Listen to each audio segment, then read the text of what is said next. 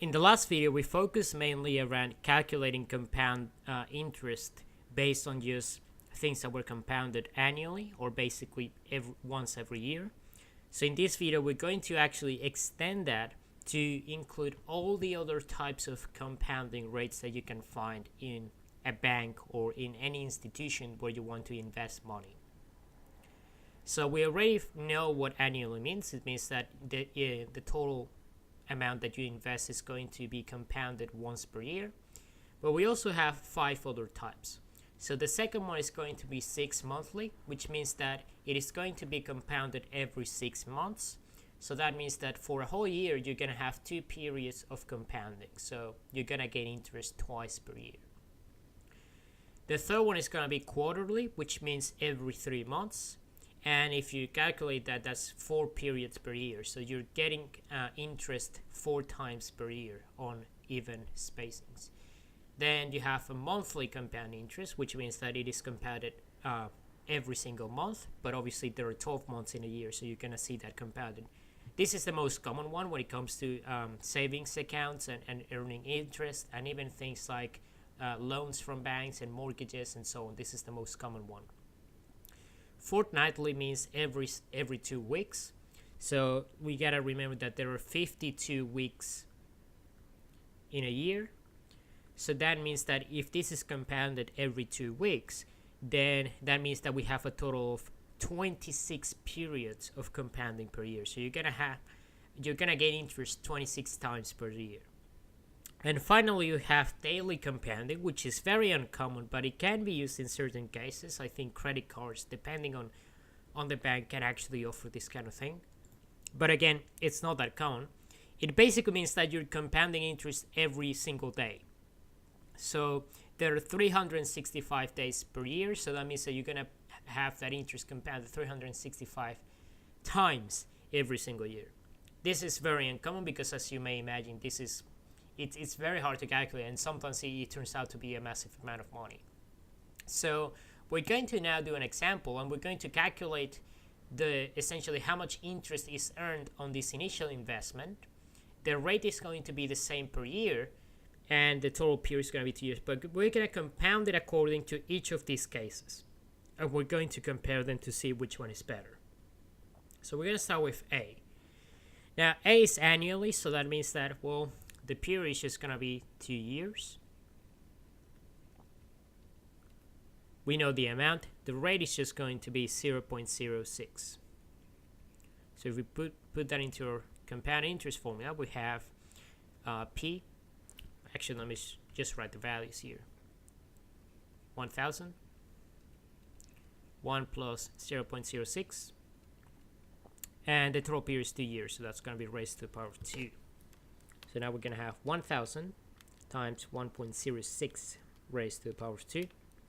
And that's going to be $1,123.60.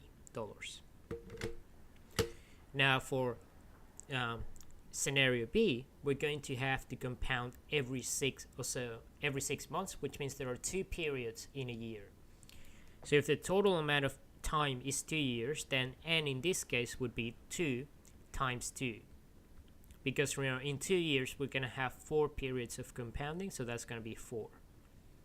The rate is also going to change because now we need to make sure that we're actually compounding this correctly. So if this is per annum, then the rate every 6 months is just going to be half of that. So it's going to be 0.03. So now we're going to plug that into our formula. 1 plus 0.03 raised to the power of 4. So we're going to see that's going to give us 1,000 times 1.03 raised to the power of 4.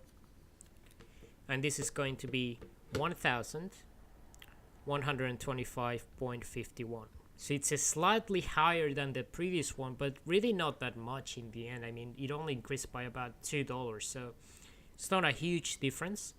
Now, another thing that I forgot to calculate is that they're asking for the interest. So that means the difference between the new amount and the original one. So in this case, the total amount of interest is going to be this minus 1,000. So that's 123.60. In this case, we're going to have 125.51. So that's the total interest earned at the end of those 2 years. Now for scenario C, we have compound interest quarterly. So that's every 3 months. There are 4 periods in a year. So that means that in 2 years, we're going to have the following. We're going to have 4 periods of compounding per year. So that's a total of 8 periods. And now we have R. Okay, so this is per annum. And that means that we're going to have to divide this by 4. So there are 4 periods per year in this case. So that's going to be 0.0, I believe 15 is going to be the new value. So now we're going to plug this into our formula. That's going to be 1000 times 1 plus 0.015 raised to the power of 8. And let's see what that gives us. 1.015 raised to the power of 8. So it's going to be 1,126.50. So once again, not a huge difference. I mean, it's only going to be $1 extra. But we can kind of predict at this point that if we continue this pattern, I mean, obviously the last one should be the highest amount of money that we earn. So let's see if that's actually the case. Now we go to scenario D, and that's going to be monthly. So that's going to be 12 months. So after 2 years, that's 12 times 2, that's 24 months. The rate is now going to be this divided by 12. So let me just plug that in my calculator. It's going to be 0.005. And then we're going to have the total amount 1000 times 1 plus 0.005. And raised to the power of 24. So let's see what that's going to give us. I believe it's going to be larger this time, just because of the pattern that we're seeing here. So that's 1.005 raised to the power of 24. And that's going to be $1,127.16. So indeed, it is slightly larger, but you can see that it's not really increasing that much at this point.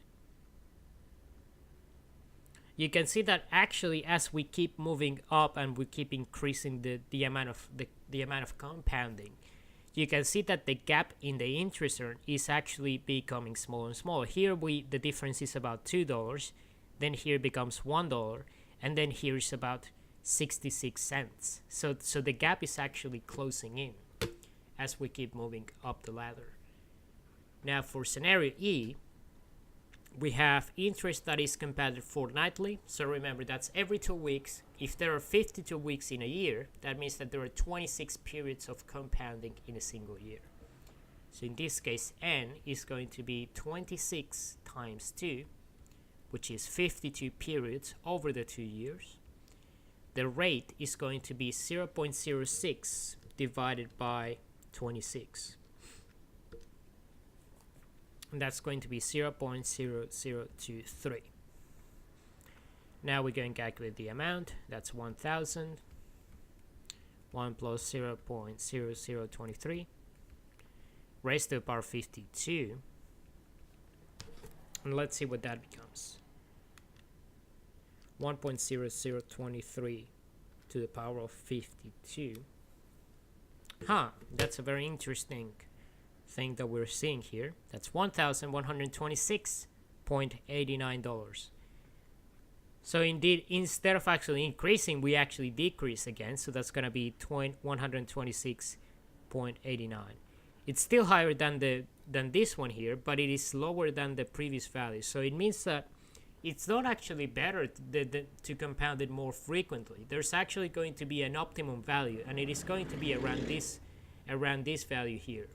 So I guess we can say that our original assumption that as you compound more frequently, you're going to get more money out of it was wrong to begin with. So let's do scenario F, which is the last one, and that's compounded daily. So let's see what that gives us. There are 365 days in a year, so that's going to be 365 times 2, which is going to be to 730. So that's the total amount of days in those 2 years. Now the rate is going to be 0.06 divided by 365. And this is going to be quite small. So that's going to be 0.000164. So now we're going to do the amount. So we're going to calculate the total balance, $1,000. We have 1 plus this, that's going to be 1.000164. And then we're going to raise that to the power of 730. You might think, well, we're raising that to a really high power. I mean, of course it has to be better, but let's find out, because this is a really small number. I mean, it's very close to just 1. So I don't really expect that value to increase by a whole lot. 164 raised to the power of 730, basically. And it's going to be 1127.17. So it is slightly larger than the largest value we had previously, but it's only larger by 1 cent. So really, like, I think that the best kind of compounding is probably going to be fortnightly in this case. But then again, you know, it just depends on how it is calculated. It's not a massive difference anyway. I mean, if you look at all these values, even the yearly one, I mean, it's still pretty close to the other values. So I don't think it's going to make a massive difference in the long run. Especially if you invest more money, you're not really going to notice that much. But obviously, it's good to have this kind of thing.